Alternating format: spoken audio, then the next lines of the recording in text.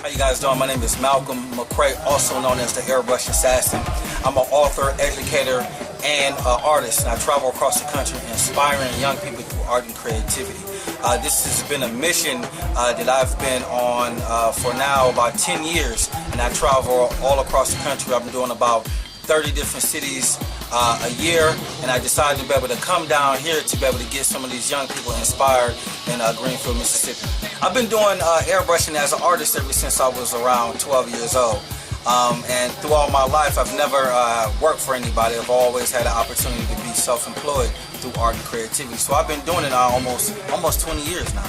Well, the thing is about art, it gives you an opportunity to be your own boss and be able to set your own rules. But also, it gives you a sense of purpose and working hard. You know, one of the things I'm always doing is working with young people and young artists, letting them know that throughout the process of not only being an artist, but it's real important to be also an entrepreneur. So it's really important for us to be able to balance out the playing field. My name is Cole, and I'm with Malcolm McCrae. I'm his assistant. I'm his father, and I'm his assistant. So my mom and my dad broke up, and I was getting on my mama's nerves. You know what I'm saying? My mom had one rule, and her rule was, you can do airbrushing and all that paint, but the number one rule is do not paint on none of my walls in this house. That was her rule. What was the rule? Don't paint on none of these walls in my house. But, you know, I'm being slick. You know how we be, man. We think we can get away with things, you know what I'm saying? So I'm being slick.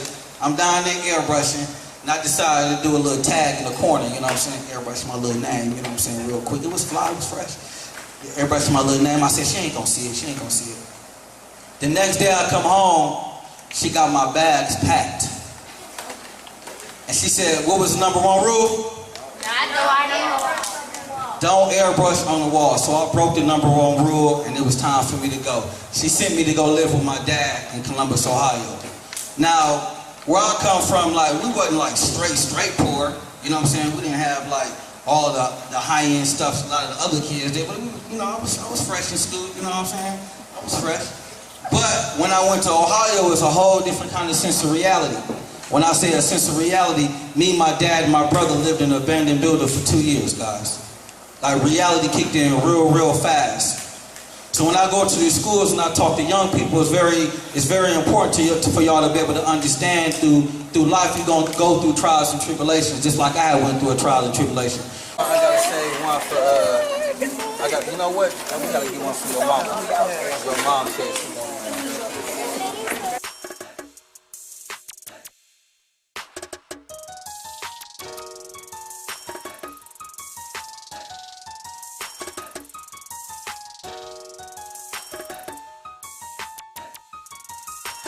I was getting bullied every day. I went to a real rough school. One day I'm drawing in art class, and one of the bullies come up to me, and he see what I'm drawing. He's like, oh man, you drew that? I'm like, yeah, I drew that. I just last week I had a fight with this guy.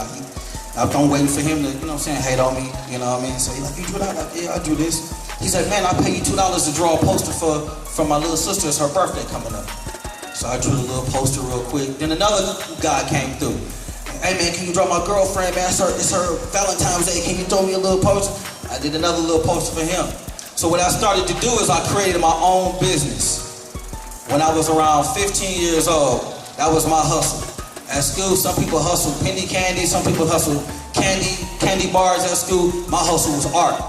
I created my whole business built around, you know, understanding and seeing that somebody's seeing worth and value in me drawing. Before then, all the bullies, I wasn't getting bullied no more. When I had saved up enough money to be able to get some odds and ends and get some art materials and some different things going, but the summertime was coming, and I had to figure out what I was going to do, because my hustle was going to stop because the summertime was coming and wasn't going to be no school. So my dad, we used to go out and we used to sell t-shirts at the black football games, at the black colleges. We used to be out there hustling t-shirts. That was our little hustle. I got tired of doing it because all my homeboys used to come up there and make fun of me. Like, man, y'all out there selling shirts, used to be, you know, making fun of me. So one day my dad was like, we're gonna go out and sell shirts. And I was like, Dad, I'm through. I don't want to do it no more. I'm tired of getting laughed at, this and that. He was like, well, once you set up on the street corner, doing airbrushing. Now, at first, I was a little scared. Plus, we didn't have no electricity. So he talked to our neighbor next door, and he ran the extension cord from his house all the way down the block. And I opened up my first airbrush shop when I was 15 years old on the street corner. On one end, you had guys out there selling crack cocaine. You know what I'm saying? On the other end, I was out there slanging shirts. We call it slanging paint. So through the trials and tribulations, I was a lot of you guys' age. And art gave me an opportunity not only to be able to stay out of trouble and get some fly gear and get some of the new J's and the Jordans and the Timberlands and all that other stuff, but it gave me an opportunity to be able to create my own reality. And my reality was I wanted to own my own airbrush company. There's a compressor in there. This is a whole set. It's a whole kit. So the compressor is built at the bottom of here, in the bottom of the base. And this right here is a regulator. So the fan on this side sucks the air in. It's a tank in the inside of here. And it takes the air from the tank and compresses it and brings it up into these hoses. And these hoses connect to the airbrush. So what the airbrush system is, you push down for air, and the more you pull back, the more paint comes out. Okay.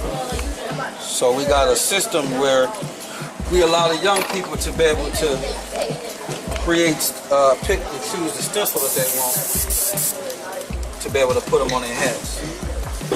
Who creates the stencil? I just created them. They just out of Mylar material. I just cut them out.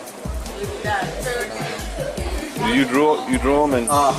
Just draw them and then cut them out. Screen print is more if you're doing like bulk printing, but with this it's more individual.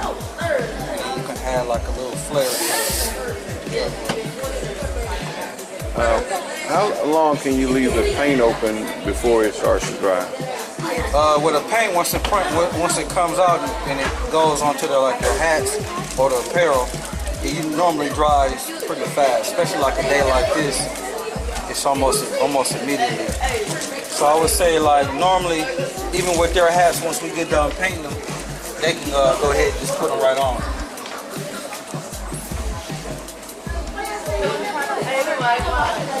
Is this a standard setup? No, this is a setup that I have a company that we work with called Iwata Airbrush, and they sponsor all of the equipment.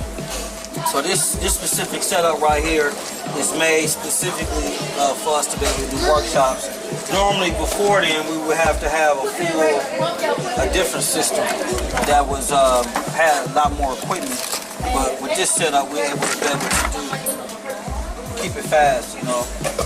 Because normally we would have to have a couple different hoses and different things like this. But this setup is specifically great for doing demos and different things like that. That's the first time I saw a pipe cleaner actually used for cleaning pipe. But that's a real pipe cleaner. Yeah, hold that for you. Come step up in the chair. Come right here, bro.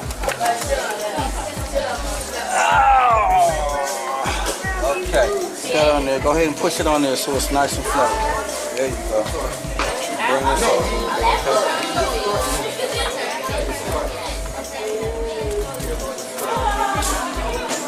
All right. Okay, so what you want to do, give me your hand. Put this finger right there. You got it? Push down. And you're going to slowly pull back. All the way around. Pull.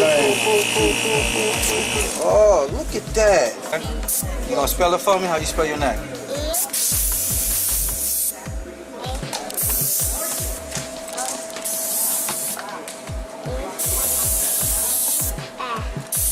Like hearts? Yeah. How we looking? We looking good? Okay. Now we said pink, right? Yes. Okay. What's your favorite color? Pink. I love me some pink. All right. So you ready? You remember how to do it? Okay. Hold it like that. Push down. Oh, you are real bad.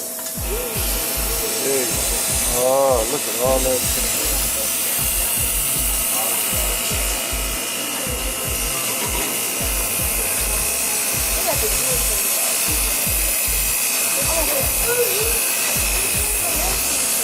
All right. I'm gonna put a little star on there for you, okay?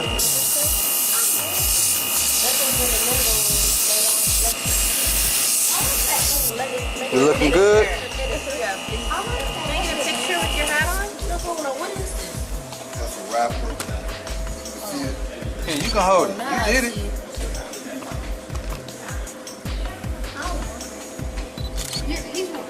Looking good. You looking good.